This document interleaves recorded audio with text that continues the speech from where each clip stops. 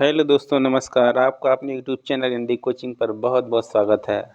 आज हम लोग इस वीडियो में भारतीय राज्य व्यवस्था एवं संविधान में वित्त आयोग चैप्टर पर चर्चा करेंगे, जो कि घटना चक्र। बाद में इस वीडियो के बाद हम लोग देखेंगे घटना चक्र में पूर्वावलोकन में जो इससे संबंधित क्वेश्चन दिए गए हैं उसको भी हम लोग यहाँ पर चर्चा करेंगे। तो चलिए देखिए, महत्वपूर्ण है आपका वित्त आयोग।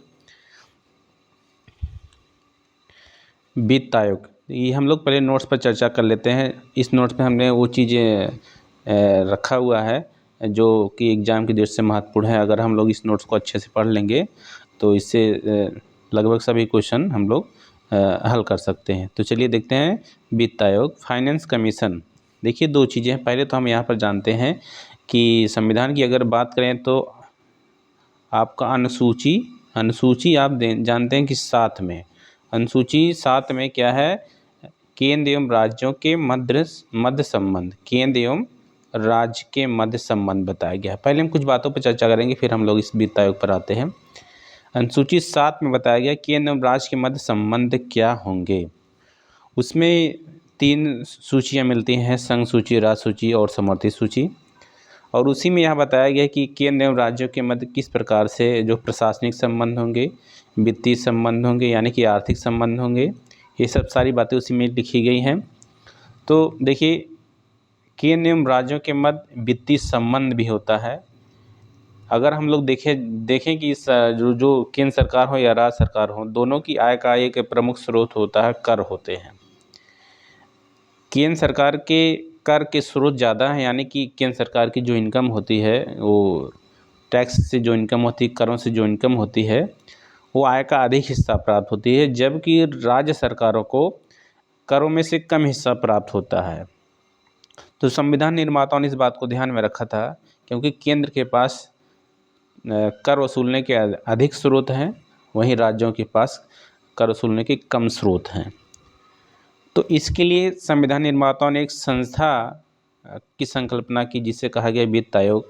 और वित्त आयोग यह करता क्या है कि जो केंद्र को अधिक कर राजस्व प्राप्त होता है, यानी कि कर से प्राप्त जो आय ज़्यादा होती है ना, उससे कुछ हिस्सा राज्यों को दिया जाना चाहिए, जिससे राज्य भी अपनी जो आवश्यकताओं को पूरा कर सकें। इसके लिए एक कमीशन का गठन किया गया है, यानी कि ये आप कह सकते हैं कि संविधान में इसका प्रावधान किया गया है, जिसको आप कहेंगे वित्त आयोग, फाइनेंस कमीशन।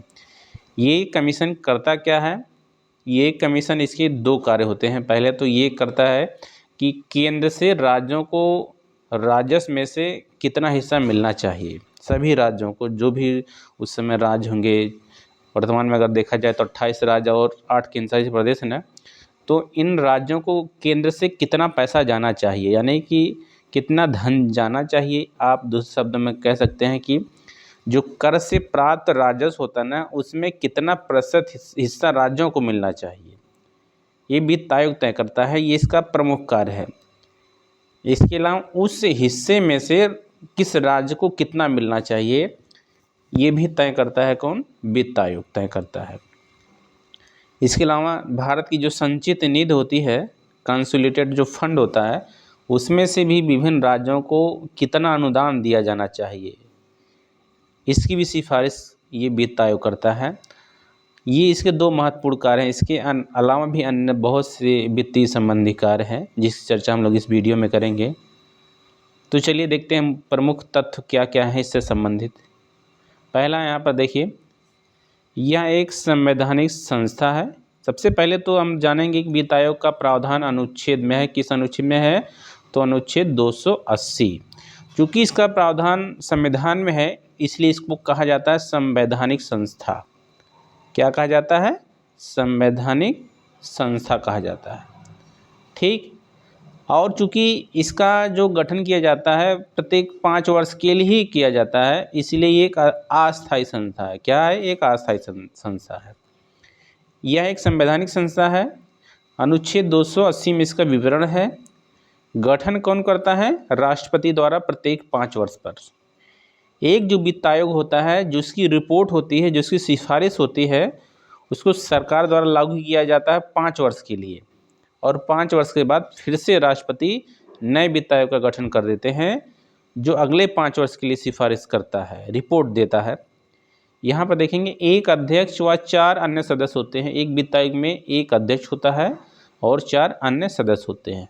अध्यक्ष एवं सदस्यों की योग्यता एवं रीति के बारे में विधि बनाने का अधिकार किसको है? संसद को। यानी कि जो अध्यक्ष चुने जाएंगे या सदस्य चुने जाएंगे ना, उनके अंदर क्या योग्यता होनी चाहिए, इसके लिए कानून कौन बनेगा? तो इस संसद बनाएगा। अध्यक्ष एवं सदस्यों की योग्यता एवं रीति के बारे में विधि बनाने का अधिकार संसद को है और इसी के आधार पर संसद ने क्या किया है? वित्त आयोग अधिनियम 1951 पारित किया था। इसी के आधार पर चूंकि संसद को अधिकार है योग्यता एवं रीतियों के बारे में नियम बनाने का, तो इसी शक्ति का प्रयोग करते हुए संसद ने क्या किया? 1954 में वित्त आयोग अधिनियम बनाया, एक अधिनियम पारित किया और जिसको अगले वर्ष 1955 में संशोधन भी किया। इसमें अध्यक्ष देखेंगे, अध्यक्ष की योग्यता क्या होनी चाहिए? अध्यक्ष की योग्यता क्या है? सार्वजनिक जीवन में पर्याप्त अनुभव हो और उसको वित्त की जानकारी हो। सदस्यों की क्या योग्यता होनी चाहिए? हाई कोर्ट का न्यायाधीश हो या उसके समकक्ष योग्यता रखता हो। हाई कोर्ट का सेवानिवृत्त न्यायाधीश हो या उनके लिए जो योग्यता होती है वो योग्यता होनी चाहिए। इसके अलावा वित्त एवं लेखा क्षेत्र का ज्ञान भी रखता हो, यानी फाइनेंस का नॉलेज हो और अकाउंटिंग का नॉलेज हो उसको, तब इसको जो है ऐसे लोगों को वित्त आयोग का सदस्य बनाया जा सकता है। अब देखिए वित्त आयोग के कार्य क्या हैं। राष्ट्रपति द्वारा सौंपे गए वित्त से संबंधित सभी कार्य पर यह रिपोर्ट तैयार करता है।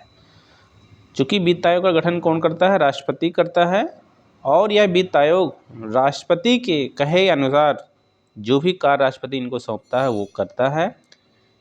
वित्त से संबंधित सारे कार्य करता है, जो भी राष्ट्रपति इनको सौंपेंगे उस पर रिपोर्ट तैयार करेगा। और जब ये रिपोर्ट अंतिम अवस्था के बाद जब तैयार हो जाती है तो उसको संसद में भी राष्ट्रपति रखवाते हैं वित्त आयोग की रिपोर्ट को, उसको फिर संसद से पास कराया जाता है। देखिए कुछ महत्वपूर्ण कार्य हैं यहाँ पर। पहला कार्य क्या है? केंद्र एवं राज्यों के बीच करों की शुद्ध आय के वितरण एवं उसे राज्यों के बीच विभाजन के बारे में सिफारिश देना। यानी कि केंद्र और राज्यों के मध्य जो शुद्ध कर से प्राप्त आय है ना, उसका वितरण कैसे होगा, उसका बंटवारा कैसे होगा, विभाजन कैसे होगा। यानी कि कर से प्राप्त जो राजस्व आएगी उसमें से केंद्र सरकार को कितना मिलेगा और केंद्र सरकार उस हिस्से में से कितना देगी राज्यों को कितना देगी? 30% देगी, 29% देगी, 31% देगी, 32% देगी। ये कौन तय करता है? ये वित्त आयोग रिपोर्ट में बताता है कितना मिलना चाहिए राज्यों को। वर्तमान में जो आपका 14वां 15वां वित्त आयोग जो इस समय चल रहा है, ये लोग 42% के आसपास की बात करते हैं। चूँकि ये करंट का मुद्दा है इसलिए हम लोग इसको कभी देखेंगे करंट में कितना है। देखिए केंद्र एवं राज्यों के बीच विभाजन के बारे में बताता है, ये अनुच्छेद 270 में लिखा गया है। आगे दूसरा, राज्य वित्त आयोग की सिफारिश पर राज्य में पंचायत तथा नगर पालिकाओं के संसाधनों के लिए भी रिपोर्ट तैयार करता है। जैसे केंद्र में एक केंद्रीय स्तर पर वित्त आयोग होता है, इसको संघीय वित्त आयोग कहेंगे अनुच्छेद 280 में, उसी तरीके से प्रत्येक राज्य में राज्य वित्त आयोग भी होता है। इस राज्य वित्त आयोग का गठन उस राज्य का राज्यपाल करता है। अभी जो राज्य वित्त आयोग जो सिफारिश करेगा ना, उस सिफारिश पर जो संघीय वित्त आयोग है, जो केंद्र का वित्त आयोग है, उस पर भी रिपोर्ट तैयार करता है। यानी कि कहीं ना कहीं राज्य वित्त आयोग के सलाह एवं परामर्श के लिए भी काम करता है। राज्य वित्त आयोग को सलाह भी देता है, परामर्श भी देता है और आवश्यकता पड़ने पर उनके लिए रिपोर्ट भी तैयार करता है। आगे देखते हैं, भारत की संचित नीति से राज्यों को अनुदान निर्धारित करने वाले सिद्धांत की रिपोर्ट बनाता है। भारत की संचित नीति जैसे हमने बताया आपको कि इसके 2 महत्वपूर्ण कार्य हैं। पहला तो एक कर से जो प्राप्त शुद्ध आय है उसका बंटवारा केंद्र राज्यों के मध्य कैसे हो, ये तय करता है। दूसरा, भारत की संचित निधि से जो अनुदान दिए जाएंगे या जाते हैं राज्यों को, उसके लिए भी बताता है। ये अनुच्छेद 275 है। तो अनुच्छेद 280, 275 यहाँ पर याद कर लीजिए। ये रिपोर्ट राष्ट्रपति संसद में रखवाता है, यानी कि वित्त आयोग की जो रिपोर्ट होती है ना, वो राष्ट्रपति क्या करता है, उसको संसद में रखवाता है।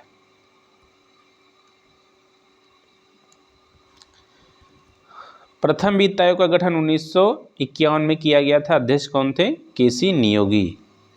प्रथम वित्त आयोग का गठन 1951 में किया गया था। अध्यक्ष कौन थे? केसी नियोगी थे।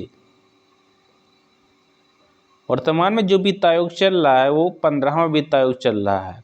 कौन सा चल रहा है? 15वां वित्त आयोग, जिसका गठन 27 नवंबर 2017 को किया गया था। इसके अध्यक्ष कौन है? नंद किशोर सिंह। याद रखिएगा, पूछा जाता है।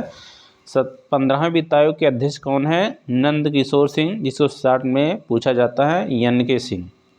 इसका गठन कब किया गया था? 2017 में। अब ये जो रिपोर्ट बनाया इसने ना, इस रिपोर्ट को कब से कब लागू किया गया है? तो 2020 से 25 तक। ये 5 साल के लिए लागू होता है। इसका कार्यकाल 2020 से 25 तक है। चूँकि बीच में कोविड पैंडेमिक की स्थिति आई थी, तो इसका कार्यकाल 1 वर्ष और बढ़ा दिया गया है, 2026 तक कर दिया गया है। ये 15वां वित्त आयोग है जो कि वर्तमान में प्रभावी है। इसके पहले देखिए 12 वित्त आयोग, 12वां वित्त आयोग, यहाँ पर 13वां वित्त आयोग और 14वां वित्त आयोग। ये हम एक बार देख लेते हैं। ये वित्त आयोग देखिए, यहाँ से सवाल जो बनते हैं कि सबसे पहले तो सामान्य सवाल कि वित्त आयोग का अध्यक्ष कौन होता है, ये पूछता है।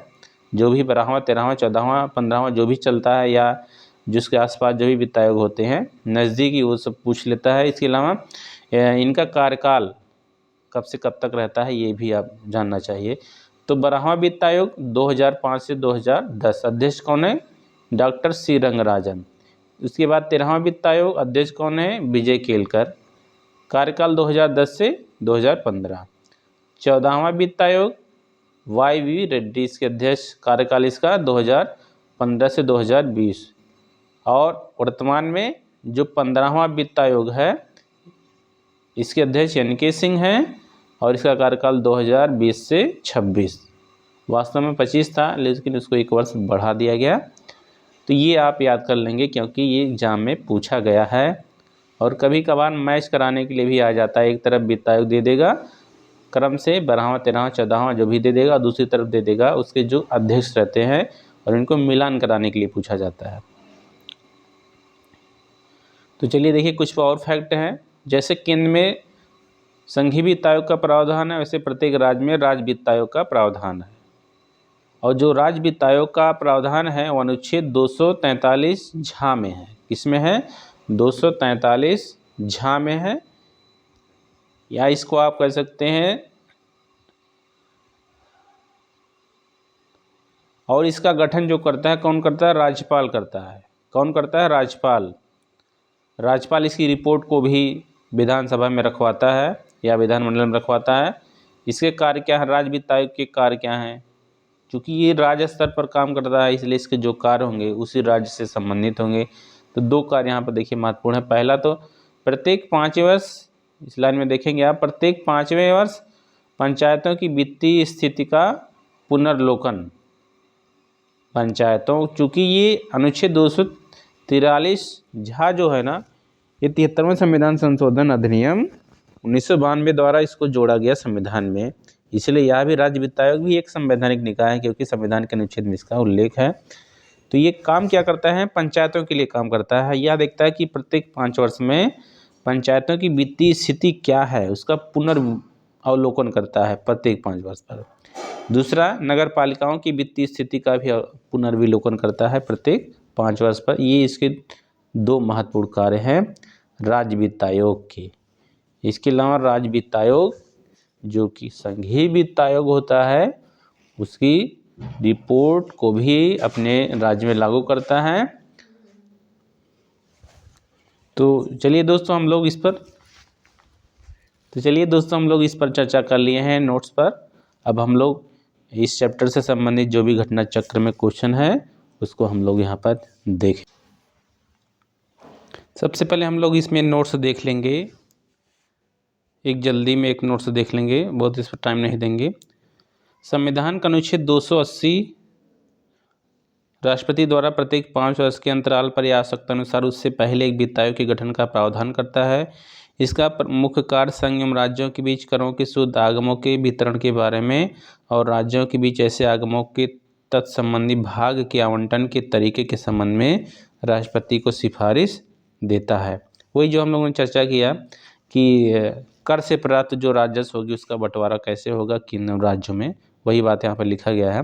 यहाँ देखिए इस लाइन में, वित्त आयोग भारत की समेकित निधि यानी संचित निधि से राज्यों के राजस्व में सहायता अनुदानों को अनुशासित करने वाले सिद्धांतों की अनुशंसा भी करता है। ये आपका कौन सा अनुच्छेद था? ये अनुच्छेद 275 था, यहाँ पर देखेंगे। ठीक, ये अनुच्छेद कौन सा था? ये 275 था। आगे देखेंगे, यह राज्य की वित्त आयोग की सिफारिश के आधार पर राज्य की पंचायतों और नगर पालिकाओं के संसाधनों की अनापूर्ति हेतु राज्य की संचित नीति के संवर्धन हेतु आवश्यक उपाय भी राष्ट्रपति को अनुशंसित करता है। संविधान के अनुच्छेद 280 के तहत वित्त आयोग राष्ट्रपति द्वारा नियुक्त किए जाने वाले एक अध्यक्ष एवं 4 अन्य सदस्यों से मिलकर बनता है। प्रथम वित्त आयोग के अध्यक्ष कौन थे? के सी नियोगी। 1991 में इनका गठन किया गया था। 14वें वित्त आयोग के अध्यक्ष वाई वी रेड्डी थे। 14वें वित्त आयोग की सिफारिश के संदर्भ में वर्ष 2015 से 2020 यानी 14वें वित्त आयोग का जो कार्यकाल था 2015 से 2020 तक था। 14वें वित्त आयोग ने केंद्र के विभाज्य कर में पूल में राज्यों की हिस्सेदारी को 32% से बढ़ाकर 42% करने की अनुशंसा की। यानी कि जो 14वें वित्त आयोग जिसका कार्यकाल 2015 से 2020 तक था, यहाँ पर देखेंगे उसने क्या कहा था कि जो राजस्व मिला है केंद्र को उसमें से 42% राज्यों को जाएगा। यानी कि राज्यों का हिस्सा कितना है? 42% है, 42% होना चाहिए। और इसको लागू किया गया 2015 से 20 के मध्य। इसके पहले जो 13वां वित्त आयोग था ना, उसने क्या कहा था कि जो 32% हिस्सा मिलना चाहिए। यानी कि जो राजस्व प्राप्त है उसमें से 32% हिस्सा किसको जाना चाहिए? राज्यों को जाना चाहिए। इसकी रिपोर्ट 2000 आप 13वां इस 14वां के पहले रहा होगा, यानी कि 2000 आपका 10 से 15 जो 13वां वित्त आयोग था ना, इसके अध्यक्ष कौन थे? विजय केलकर थे। उन्होंने क्या कहा? इसकी रिपोर्ट के आधार पर ये लागू किया गया कि 32% हिस्सा राज्यों को जाना चाहिए। लेकिन 14वें वित्त आयोग ने क्या कहा? नहीं, 32 से नहीं 42% हिस्सा जाना चाहिए। यानी कि यहाँ पर राशि को बढ़ा दिया गया। आगे देखेंगे यहाँ 15वें वित्त आयोग का गठन एन के सिंह की अध्यक्षता में किया गया। 15वें वित्त आयोग ने वर्ष 2020-21 की संदर्भ अवधि में अपनी प्रथम रिपोर्ट 5 दिसंबर 2019 को तथा वर्ष 2021 से 26 संदर्भ में अपनी अवधित रिपोर्ट 9 नवंबर 2020 को सौंपी। 15वें वित्त आयोग ने केंद्रीय करों के निवल आगमों का 41%, ठीक है। इसके पहले जो है 14वें वित्त आयोग ने कहा था 42% होना चाहिए, लेकिन 15वें वित्त आयोग ने 41% इसको कर दिया है। केंद्र से राज्यों को राजस्व बंटवारा 41% होगा। राज्यों के साथ साझा किए जाने की अनुशंसा की है। नवगठित जम्मू और कश्मीर तथा लद्दाख संघ राज्य क्षेत्रों की आवश्यकताओं की वित्तीय नियुक्ति या कमी की गई है। यानी कि जो 1% जाएगा ना, 42% से घटाकर 41% कर दिया गया। उसमें से 1% इसलिए कम किया गया है कि वो 1% हिस्सा कहाँ जाएगा? जो नवगठित जम्मू कश्मीर और लद्दाख केंद्रशासित प्रदेश हैं उनको दिया जाएगा, इसलिए 1% कम किया गया। उल्लेखनीय कि 80वें संविधान संशोधन अधिनियम 2000 के तहत केंद्र द्वारा संगृहीत सभी करों के निवल आगमों, अधिभारों एवं उपकरों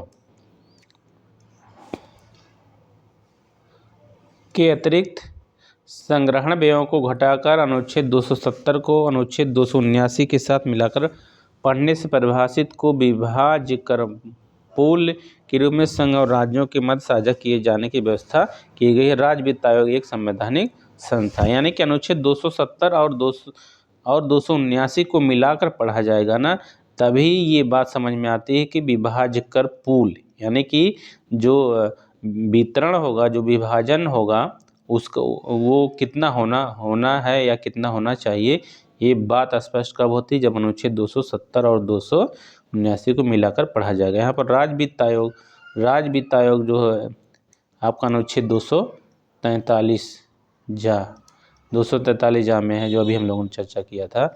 ये भी क्या है, संवैधानिक संस्था। इसका गठन कौन करता है, राज्यपाल करता है। और यह ग्राम पंचायतों के लिए और नगर पालिकाओं की वित्तीयन के लिए रिपोर्ट तैयार करता है। आगे चलिए हम लोग क्वेश्चन देखते हैं। पहला क्वेश्चन है आपका, सामान्य रूप में भारत में प्रति 5 वर्ष बाद वित्त आयोग की नियुक्ति की जाती है।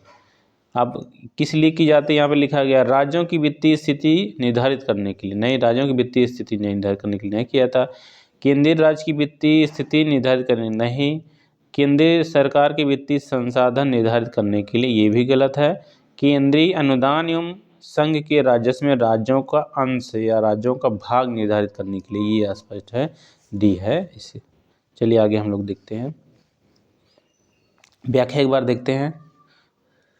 संविधान का अनुच्छेद 280 प्रत्येक 5 वर्ष के अंतराल पर एक वित्त आयोग के गठन का प्रावधान करता है। इसका मुख्य कार्य संघ और राज्यों के बीच करों के शुद्ध आगमों के वितरण के बारे में और राज्यों के बीच ऐसे आगमों के आवंटन के तरीके के संबंध में राष्ट्रपति को सिफारिश करता है। यानी कि आवंटन कितना होना है, अनुदान कितना होना है, इसकी सिफारिश कौन करता है, वित्त आयोग करता है। और इसकी रिपोर्ट किसको देता है, राष्ट्रपति को। अगला देखेंगे, वित्त आयोग भारत की समेकित निधि यानी कहाँ संचित निधि को कॉन्सोलिडेटेड फंड कहा जाता है, से राज्यों के राजस्व में सहायता अनुदानों को शासित करने वाले सिद्धांतों की भी अनुशंसा करता है। यह अपनी रिपोर्ट राष्ट्रपति को सौंपता है। ज्ञातव्य है कि पहले वित्त आयोग का गठन केसी नियोगी की अध्यक्षता में 22 नवंबर 1951 को किया गया था। और तुमने कौन सा वित्त आयोग चल रहा है, 15वां वित्त आयोग। इसका गठन कब किया गया था, 2017 में किया गया था इसका गठन। और इसका कार्यकाल 2021 से 2026 तक है। अगला देखें दूसरा, निम्न में से किसी की सिफारिशों के आधार पर संघ एवं राज्यों के बीच वित्तीय विवरण होता है, वित्तीय वितरण होता है, यानी कि बंटवारा होता है, वित्त का धन का बंटवारा होता है, तो ही हो जाएगा आपका वित्त आयोग। ठीक है, अनुच्छेद कौन सा है आपका, 280 प्रत्येक 5 वर्ष के लिए किया जाता है, 5 वर्ष पर गठन किया जाता है। और गठन किसके द्वारा किया जाता है, राष्ट्रपति द्वारा किया जाता है। राष्ट्रपति क्या करता है, इसको जो संसद में इसकी रिपोर्ट को रखवाता है। इसी तरीके से प्रत्येक राज्य में राज्य वित्त आयोग का भी गठन किया जाता है राज्यपाल के द्वारा। तीसरा देखते हैं, केंद्र एवं राज्य के मध्य वित्त का विभाजन निम्न से किसकी संस्तुतियों के आधार पर होता है, तो यही फिर हो जाएगा आपका वित्त आयोग हो जाएगा आपका। ठीक है, अनुच्छेद 280 हो जाएगा। ठीक, ये 2 कार्य करता है आपका, केंद्र से राज्यों को कितना हिस्सा जाएगा कर राजस्व में से, ये बताता है दूसरा। और भारत की संचित निधि से अनुदान कितना जाएगा, ये भी बताता है। 2 कार्य इसके महत्वपूर्ण हैं। इसके अलावा राष्ट्रपति और भी जो कार्य सौंपता है वित्त से संबंधित, उसको भी यह करता है।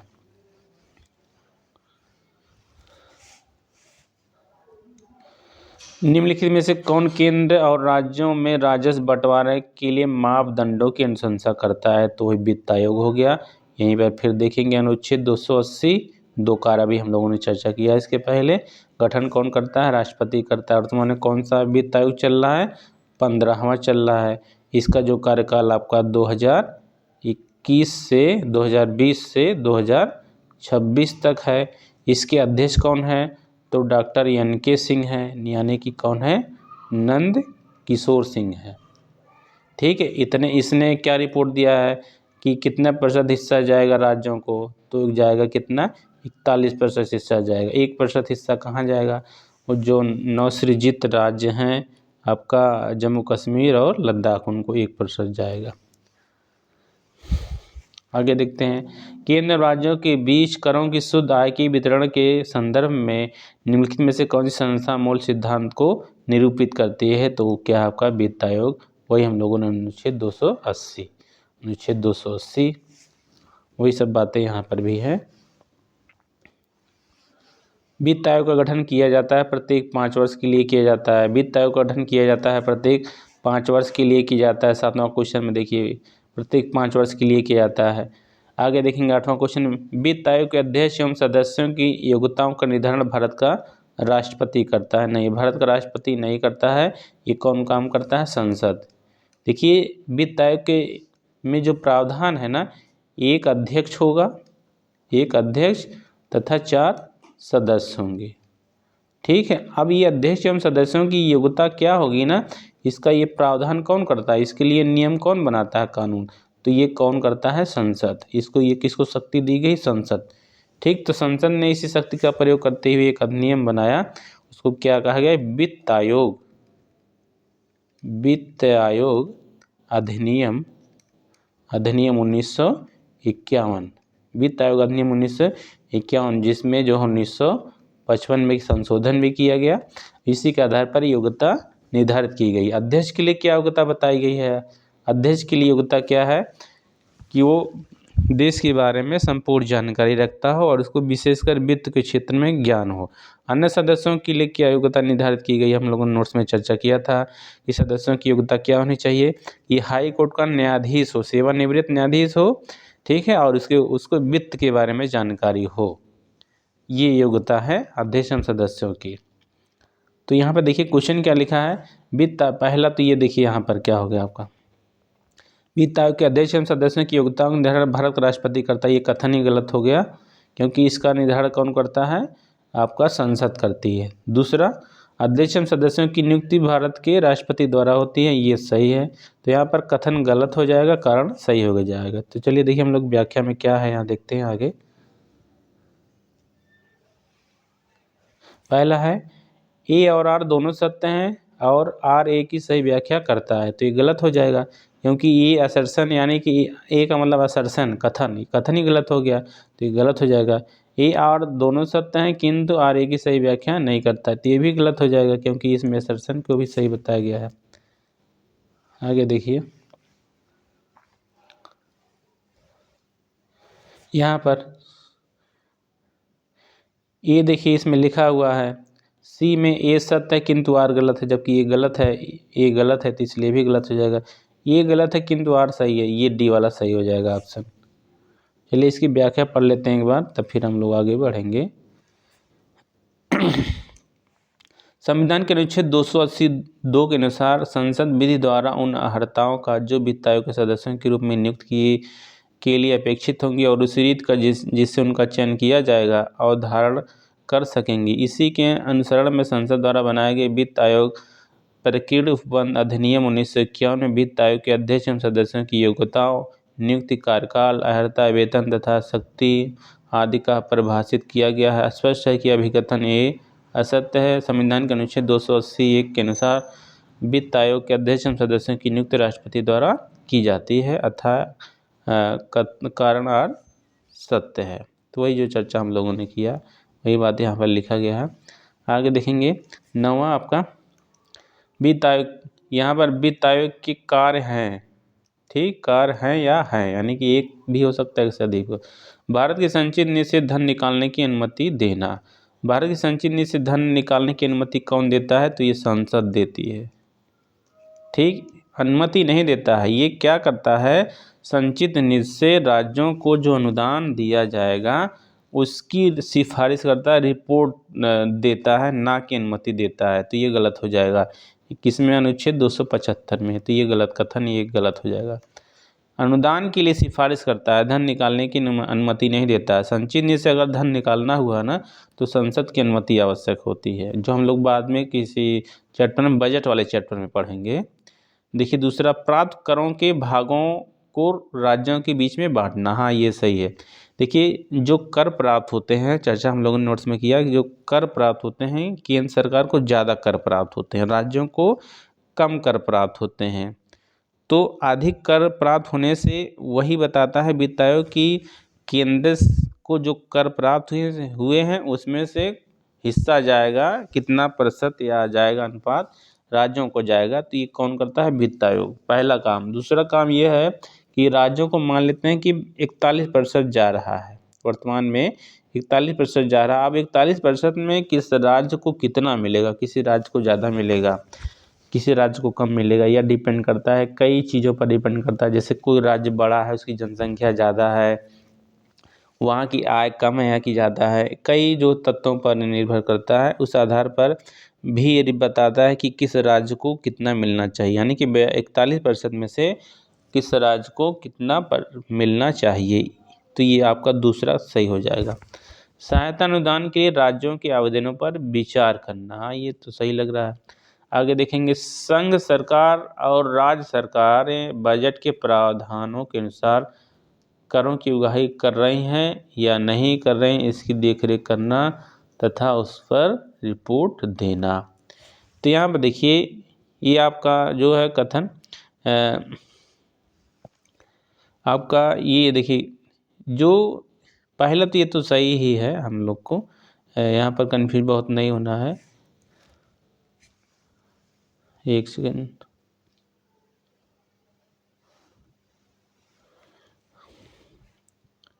देखिए ये सही है, संचित निधि से धन, पहला गलत हो गया तो ये दूसरा सही है, तीसरा भी सही है, चौथा संघ सरकार राज्य सरकारें बजट के प्रावधान के अनुसार करों की उगाही कर रही हैं या नहीं कर रही हैं, इसकी देखरेख करना तथा उस पर रिपोर्ट देना।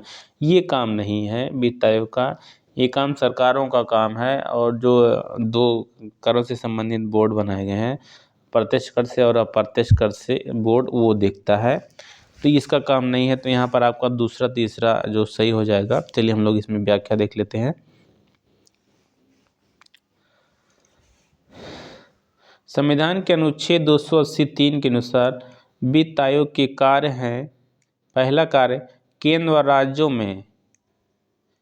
राज्यों में राजस्व के वितरण और राज्यों के बीच उसके आवंटन के लिए मापदंडों और सिद्धांतों की अनुशंसा करना। दूसरा, संघ द्वारा राज्यों को दिए जाने वाले सहायता अनुदानों के संबंध में सिद्धांत निश्चित करना। तीसरा क्या है, राज्यों के वित्त आयोग द्वारा दी गई सिफारिश के आधार पर स्थानीय निकायों के विकास के लिए राज्य की नीति में वृद्धि के लिए आवश्यक उपाय सुझाना। चौथा, कोई अन्य विषय जिसके बारे में राष्ट्रपति आयोग से सिफारिश करेगा, भारत की संचित निधि से धन निकालने की अनुमति देना संसद का कार्य। यहाँ पर जो हम लोग चर्चा कर रहे थे, संघ सरकार तथा राज्य सरकारें बजट के प्रावधानों के अनुसार करों की उगाही कर रही हैं या नहीं कर रही हैं, इसकी देखरेख करना वित्त मंत्रालय का कार्य। यानी कि हमने अभी कहा जो है सरकारों का काम है, तो ये वित्त मंत्रालय सरकार के अधीन ही काम करती है, तो ये किसका काम है। इस प्रकार कथन 2 और 3 ही सही है, बाकी सब गलत हैं।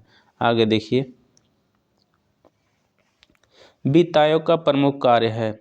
वित्त आयोग का क्या प्रमुख कार्य है? पहला, यहाँ पर देखिए ये ऑप्शन क्या लिख रहा है, केंद्रीय करों में राज्यों के भाग और केंद्र द्वारा राज्यों के लिए दी जाने वाली वित्तीय सहायता के सिद्धांत निर्धारित करना। केंद्रीय कर में राज्यों के भाग और केंद्र द्वारा राज्यों के लिए दी जाने वाली वित्तीय सहायता के सिद्धांत निर्धारित करना। दूसरा देखिए, राज्यों पर वित्तीय नियंत्रण, ये तो नहीं है, तो फिलहाल अभी ये सही लग रहा है। आगे देखेंगे और ऑप्शन,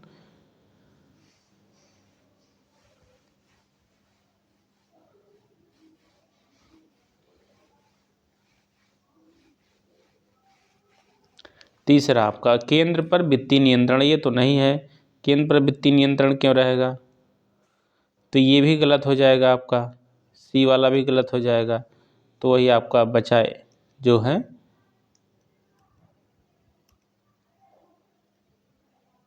ये गलत हो जाएगा, उपरित में से कोई नहीं, तो ये सही है, आपका ये वाला ऑप्शन सही है।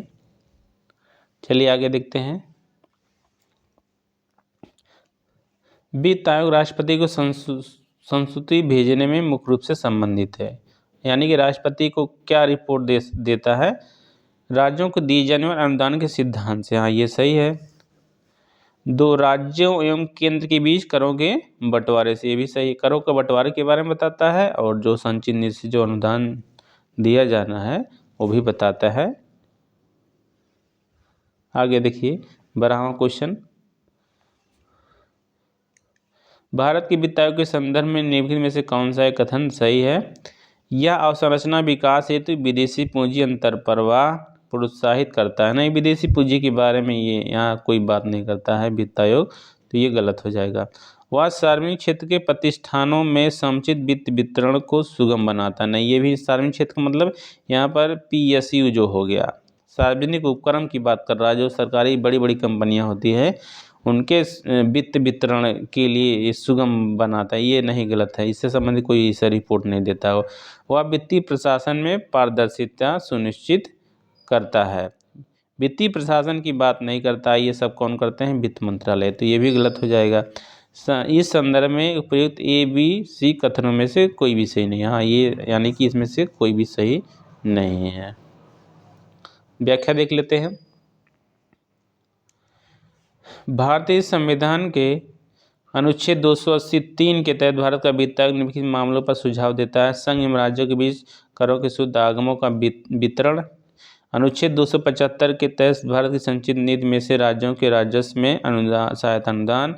राज्य वित्त आयोग की सिफारिश के आधार पर राज्यों में स्थानीय निकायों, पंचायतों, नगर पालिकाओं के संसाधनों की अनुपूर्ति हेतु राज्य की संचित निधि के संवर्धन के लिए उपाय तथा सुदृढ़ वित्त के हित में अन्य कोई विषय जो राष्ट्रपति आयोग को निर्दिष्ट करेगा, वही जो वित्त आयोग के कार्य वही लिखा गया है।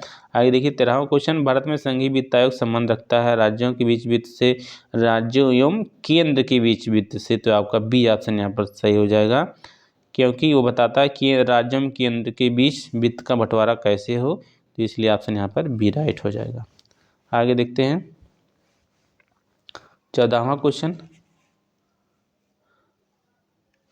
केंद्र एवं राज्यों के मध्य वित्त का बंटवारा किसकी सिफारिश पर होता है, तो ये हो जाएगा आपका वित्त आयोग हो जाएगा। अनुच्छेद 280 5 वर्ष के लिए राष्ट्रपति करता है और जो है इसमें एक अध्यक्ष और 4 सदस्य होते हैं। अध्यक्ष एवं सदस्यों की योग्यता के बारे में हम लोगों ने पढ़ लिया। इसके 2 कार्य हैं, केंद्र एवं राज्यों के मध्य वित्त के बंटवारा और जो है भारत के संचित निधि से राज्यों को अनुदान दिया जाएगा, इसके बारे में बताता है।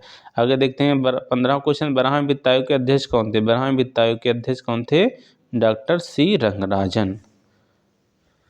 देखिए यहाँ पर ये 12वां वित्त आयोग इसका कार्यकाल है आपका 2005 से 2010।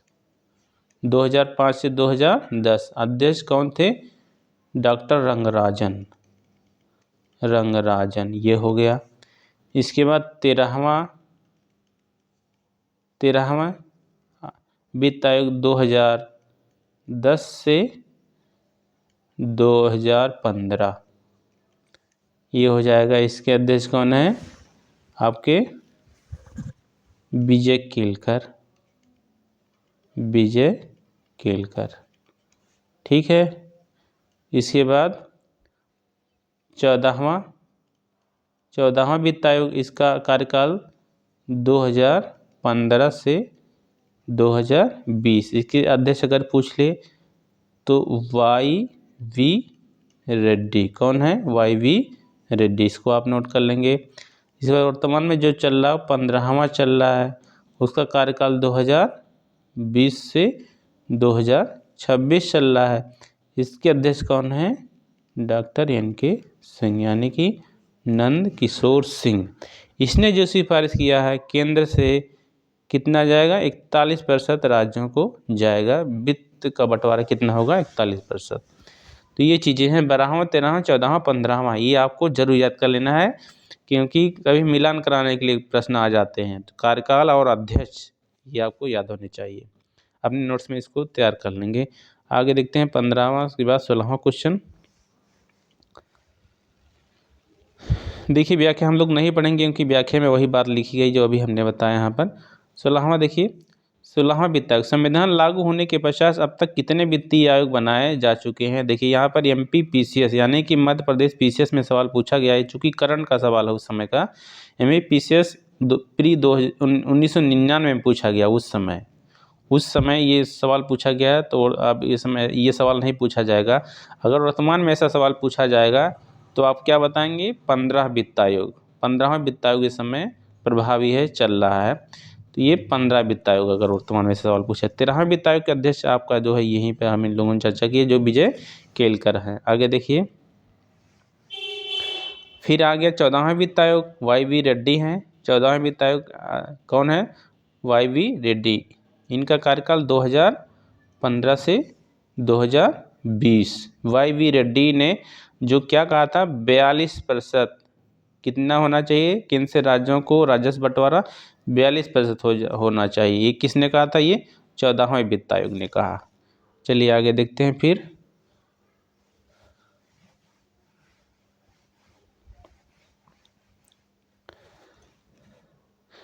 वित्त आयोग का एक चेयरमैन होता है, यानी कि अध्यक्ष होता है, एक होता है, और 7 अन्य सदस्य, 5 अन्य सदस्य, 4 अन्य सदस्य। तो कितने सदस्य होते हैं? 4 अन्य होते हैं।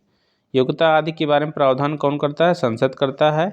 योग्यता क्या है? दोनों की योग्यता हम लोग चर्चा कर ली है नोट्स में। 20वां क्वेश्चन देखिए, निम्नलिखित में से कौन वित्त आयोग द्वारा की गई प्रत्येक सिफारिश को संसद के प्रत्येक सदन के समक्ष रखवाएगा? कौन वही रखवाता है? राष्ट्रपति रखवाता है। केंद्र में राष्ट्रपति रखवाता है और प्रत्येक राज्य में राज्यपाल रखवाता है। ये कहाँ पर रखवाते हैं? संसद में रखवाते हैं, क्योंकि ये जो वित्त आयोग रिपोर्ट जो प्रस्तुत करता है ना, वो राष्ट्रपति को प्रस्तुत करता है और राष्ट्रपति इस रिपोर्ट को संसद में रखवाते हैं। ऐसा राज्य में राज्य वित्त आयोग जो रिपोर्ट देता है उस राज्य के राज्यपाल को देता है, और राज्यपाल क्या करते हैं? उस रिपोर्ट को विधानमंडल या विधानसभा में रखवाते हैं। फिर उस पर विचार होता है, वोटिंग होती है, तमाम प्रक्रिया, उसको फिर लागू किया जाता है। आगे देखिए 21वां क्वेश्चन, निम्नलिखित वक्तव्यों पर विचार कीजिए और नीचे दिए गए कूट से सही उत्तर चुनिए। राज्य वित्त आयोग एक संवैधानिक निकाय है। हाँ, संवैधानिक निकाय क्यों है? क्योंकि इसका जो संविधान में उल्लेख अनुच्छेद 280 में, किस अनुच्छेद में?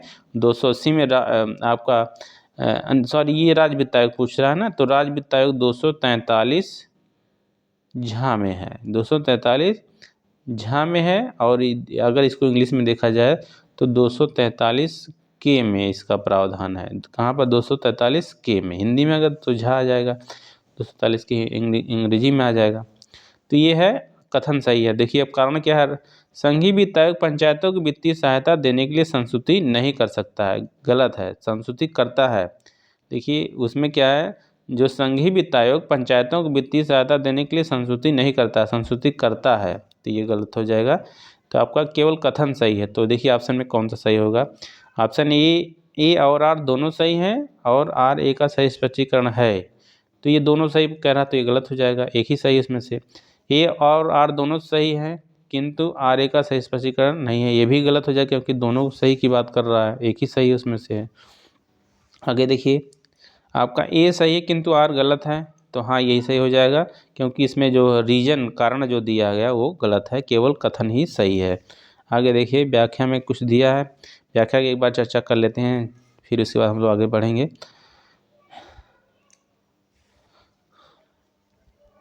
देखिए भारतीय संविधान के अनुच्छेद 243 आई, 243 आई, देखिए हाँ पहले यहाँ पर दोस्तों हमसे गलती हो गई, 243 आई है, ठीक है। जो राज्य वित्त आयोग है ना, क्या है? राज्य वित्त आयोग का जो प्रावधान है अनुच्छेद 243 आई है।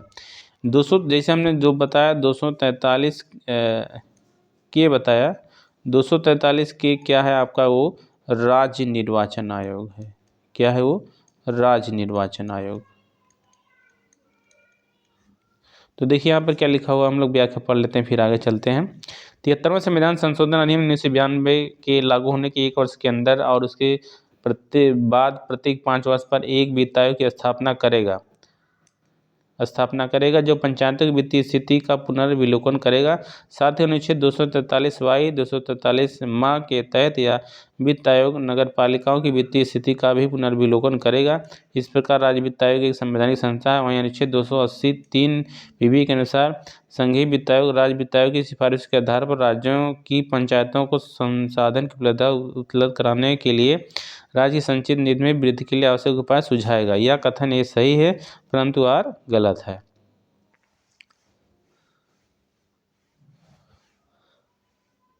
आगे देखिए 22वां क्वेश्चन, राज्य वित्त आयोग के संबंध में निम्नलिखित में से कौन सा कथन सही? यह एक अनौपचारिक संस्था है।